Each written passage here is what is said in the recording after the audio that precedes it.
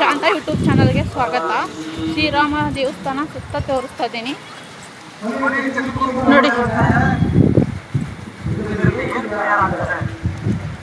ಎಷ್ಟು ಅಲಂಕಾರ ಮಾಡಿದ್ದಾರೆ ನೋಡಿ, ಚಿತ್ರ ಅಲಂಕಾರಗಳು. ಆಮೇಲೆ ಸುತ್ತ ಅಂಗಡಿಗಳಿದ್ದಾವೆ.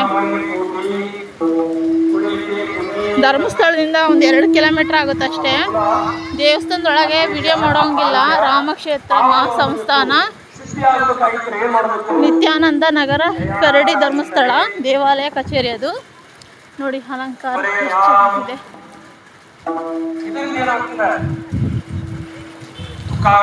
ನೋಡಿ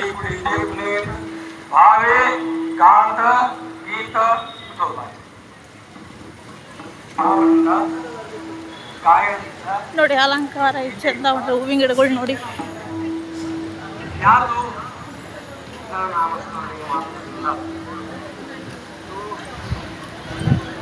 ನೋಡಿ ಫ್ರೆಂಡ್ಸ್, ಎಷ್ಟು ಚೆನ್ನಾಗಿದೆ ದೇವಸ್ಥಾನ.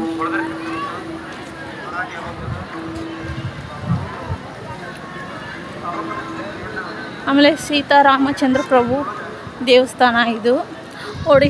ಆ ಕಡೆ ಸೈಡು ಧರ್ಮಸ್ಥಳದಿಂದ ಬರುತ್ತೆ ರೋಡು ನೋಡಿ. ಶ್ರೀರಾಮಚಂದ್ರ ಪ್ರಭು ದೇವಸ್ಥಾನ ಪ್ರವೇಶ ದ್ವಾರ ಇದು.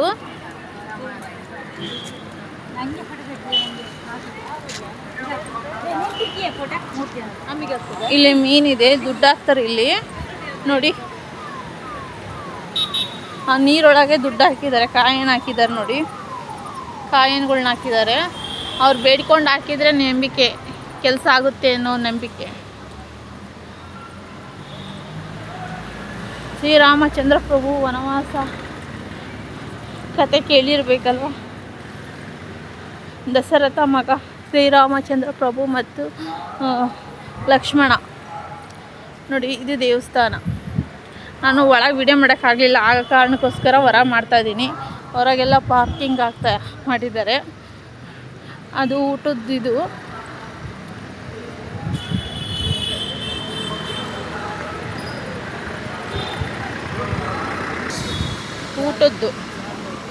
ಊಟದ ದಾಸೋಹ ಮನೆ ಇದು.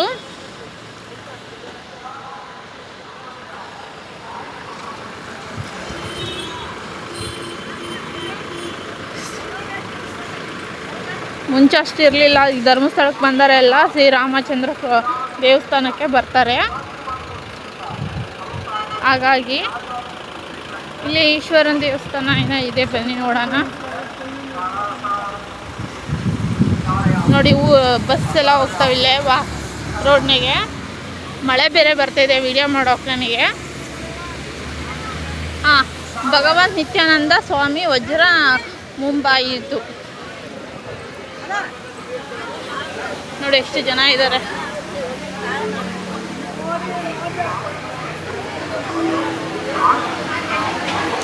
ನೋಡಿ. ಇಲ್ಲಿಂದಲೇ ವಿಡಿಯೋ ಮಾಡ್ಕೊಳ್ಳಿ, ದರ್ಶನ ಮಾಡ್ಕೊಳ್ಳಿ.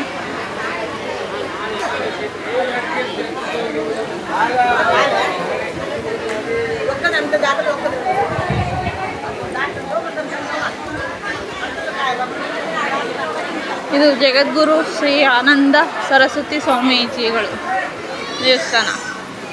ದರ್ಶನ ಮಾಡ್ಕೊಂಡ್ರೆ ಬನ್ನಿ.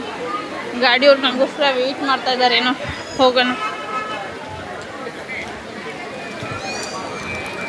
Thank you. ನಮ್ಮ ಚಾನಲ್ಗೆ ಲೈಕು, ಶೇರು, ಸಬ್ಸ್ಕ್ರೈಬ್ ಮಾಡೋದು ಮರಿಬೇಡಿ ಪ್ಲೀಸ್. Thank you.